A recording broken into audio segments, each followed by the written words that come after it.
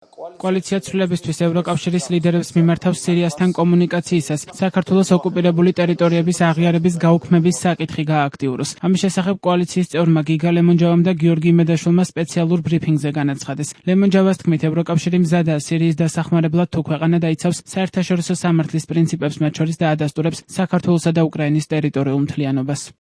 კოალიცია ცვლილებისთვის დღეს უგზავნის სპეციალურ მიმართვას ევროკავშირის უმაღლეს წარმომადგენელს საგარეო და უსაფრთხოების საკითხებში, ევროპული საბჭოს პრეზიდენტს, ევროკომისარს გაფართოების საკითხებში, ევროკომისიის პრეზიდენტს და ევროკავშირის წევრი ქვეყნების საგარეო საქმეთა სამინისტროებს.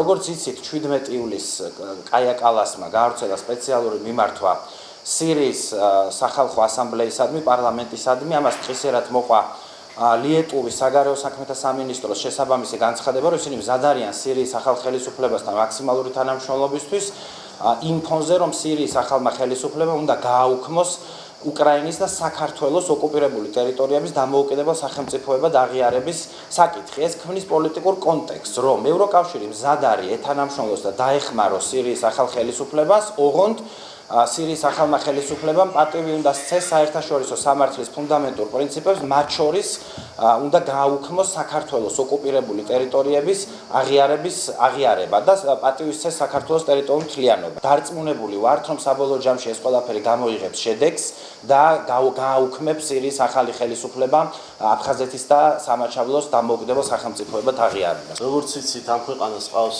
საგარეო საქმეთა მინისტრი, ეგრეთ წოდებული, რომელიც ეფექტურ კონტროლს ახორციელებს ამ უწყებაზე და მას შემდეგ, რაც ასადის ხელისუფლება დაემხო სირიაში, ფაქტობრივად არაფერი გაუკეთებია იმისათვის, რათა საქართველოს სუვერენიტეტი ყოფილიყო დაცული საერთაშორისო არენაზე.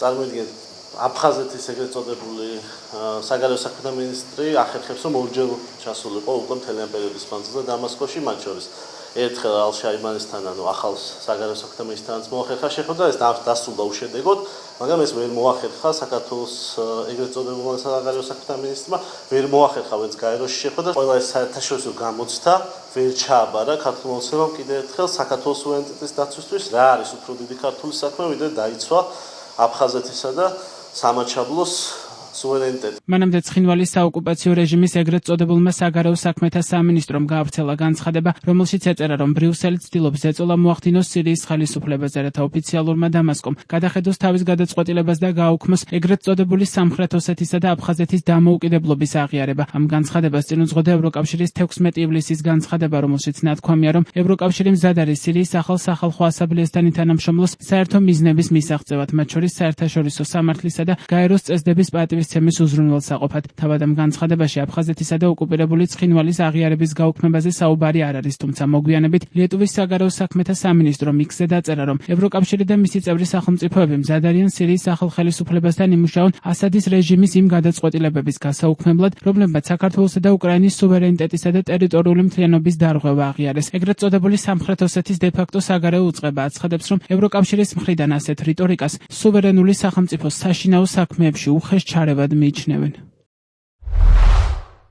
ევროკავშირის მხრიდან ასეთ რიტორიკას სუვერენული სახელმწიფოს საშინაო საქმეებში უხეშ ჩარევად მივიჩნევთ. ევროკავშირი, რომელიც სიტყვიერად აღიარებს საერთაშორისო სამართლის პრინციპებისა და სახელმწიფო სუვერენიტეტის პატივისცემის ერთგულებას, რეალურად ცდილობს დამოუკიდებელ სირიას უკარნახოს, რომელი საგარეო პოლიტიკური გადაწყვეტილებები უნდა მიიღოს და რომელი გააუქმოს. სირიის მიერ 2018 წელს სამხრეთ ოსეთის აღიარება იყო სუვერენული სახელმწიფოს თავისუფალი ნების გამოხატულება, რომელიც მათი განცხადებით ეფუძნებოდა ობიექტურ ისტორიულ რეალობასა და ხალხთა თვითგამორკვევის უფლებას. ეს გადაწყვეტილება მიღებული იყო საერთაშორისო სამართლის ნორმების სრული დაცვით და არ ექვემდებარება გადახედვას გარე ძალების ზეწოლის ქვეშ.